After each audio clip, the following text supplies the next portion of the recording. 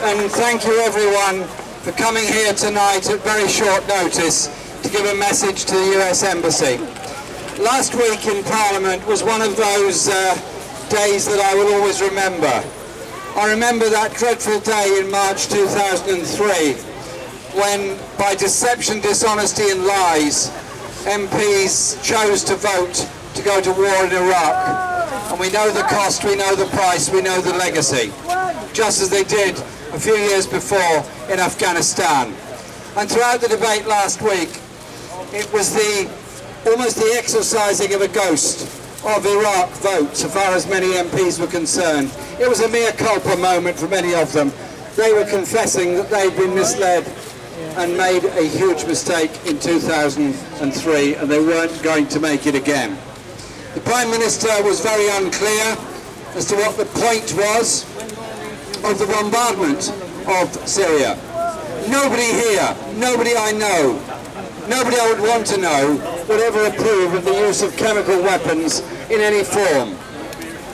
But the bombardment of what, I know not, where, I know not, in Syria would not have brought about a peace, would have taken yet more lives and intensified an even worse civil war situation in Syria. And I believe that bombardment would have brought about a retaliation, and that retaliation could lead goodness knows where. At the end of the day, Western intervention will not bring peace in Syria any more than French colonialism brought peace during the period of the Mandate. There has to be a peace brought about by bringing together the people in the different factions. This week the G20 are meeting. Now Cameron's going to be in an unusual position. He has no parliamentary authority to go to war. Obama is seeking a parliamentary authority to go to war. If you're able to, find an email address for any member of the US Congress or Senate. Find an email address for anyone in the peace movement in the United States, anyone you know in the United States, and say to them, don't repeat the mistakes of Afghanistan, Iraq and Libya. Do not bombard Syria. Do not kill the people of Syria. Instead, support a political solution to the crisis that's facing the people of Syria. I hope that all the work, all the marches, all the meetings, all the leaflets, all the lobbying we've done over the past 13 years has made a difference, and I honestly believe it has.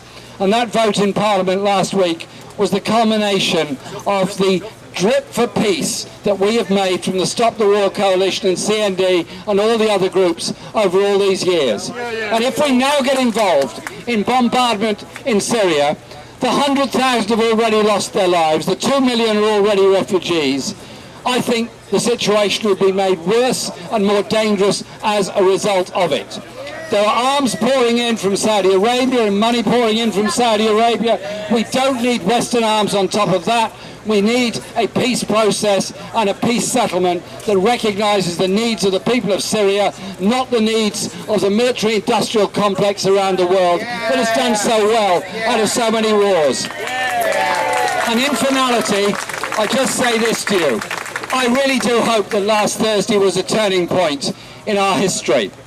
If it is, there's no case for renewing the Trident nuclear missile system. We can save £100 billion there and spend it on something more useful. And we can also look at the defence equipment exhibition that's going on in Docklands at the present time.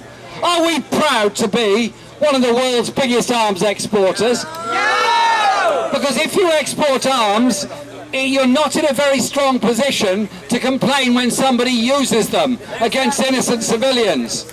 I want to live in a country that's both at peace with itself and at peace with the rest of the world. Last Thursday was one small step in that direction. Let's take a leap in that direction and bring about that lasting, long-term peace. Thank you very much. Thanks, Jeremy, and thanks for all your hard work in this campaign and the other campaigns against war. I'd now like to introduce our next speaker, Kate Hudson, General Secretary of CND and an officer of Stop the War Coalition.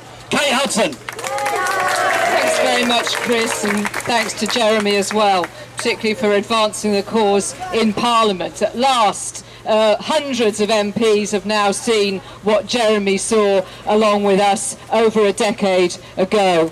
Now, what's being said by Obama today can only be a disaster if he's allowed to take the United States and indeed other countries down that route. And of course, I think we can see that if Obama and the Congress decide to escalate the proposals around war in that way, then it will give our government the opportunity to say, okay, you voted down those surgical strikes. This is a new proposal that's on the table. This is something we can come back to Parliament on. And we know how the party leaderships and the whips will be twisting the arm of the MPs to try and get them to reverse their decision. So we can't allow that to take place. That victory last Thursday was our victory. We cannot allow it to be reversed. So it's absolutely vital that as well as protesting and coming out on the street, we have to be on to our MPs straight away to say that we will not tolerate any kind of reversal of that decision which was taken place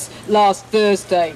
But what this shows, I think, above all, is the importance of the international nature of this struggle that we're facing. Over the last couple of days, I've been in touch with the peace movement in the United States and the peace movement in France. Both of them are facing huge challenges in getting their governments or their administrations or Congress to oppose that war and to take the decision against the attacks on Syria.